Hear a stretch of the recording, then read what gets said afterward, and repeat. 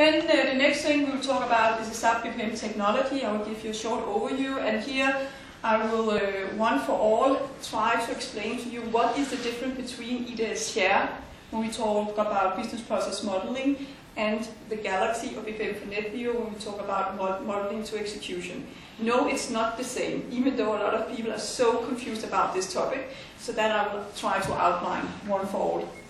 And then we will look into the SAP Business Process Management for Business Process Expert, which is this new certification for associated and professionals, so you get an overview of what that is. Okay? So first, there's some basic stuff we need to understand, and that is that when we look at the processes within our company, actually we have been extremely arrogant, and I'm also an IT person. I've been extremely arrogant, only focusing on the process which is automated by IT.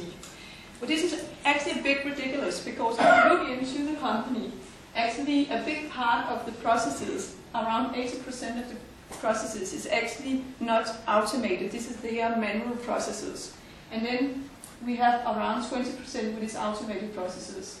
If you look within your own company and you look into how many Six Sigma lean initiatives have been going on, a lot of those initiatives have been going on, but that has mainly been the business, and that has mainly been on manual processes, and of course also some of the automated processes. So here you get rule number one. Okay, rule number one is that when you are looking at entire processes within your company, both the manually and the automated, this is the processes that you will model in a tool like ARIS. This is where you shape, where you create your entire process map. Okay, this is where you have the possibility to drill down and see exactly, what kind of processes within the different kind of business units. And this is here where you show all processes, whatever they are automated or non-automated. When you then go to the 20%, which is the automated processes, this is here where we actually go into, and maybe this is going to be a shock for some of you, and maybe some of you are already there without knowing it. How many of you have upgraded to the new business suite of the customers in here? None? How many are planning to do it? I believe you are planning to do it, otherwise you will get a big fee because of end of maintenance. The thing you need to know is that when you go into what we call the third generation of ERP, you go into what we call the business suite. And in the business suite, you have kind of the standard ERP functionality, which is around 80%, and then you have around 20%, which is the whole area where you will go in and compose your processes. This is what we call the SOA candidates.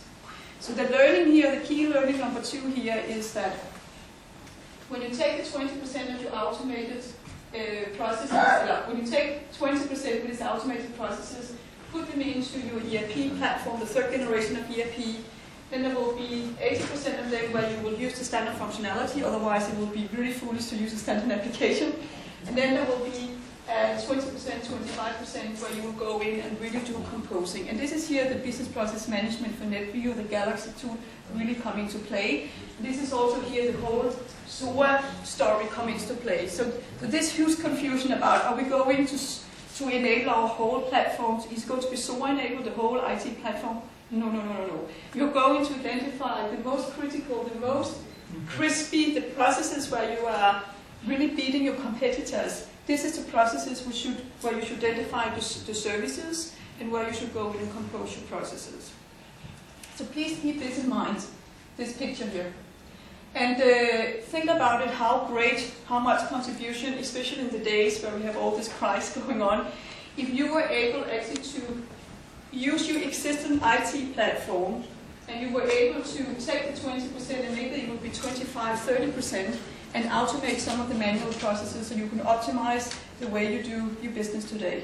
That would be pretty nice if you could do that on your existing IT platform.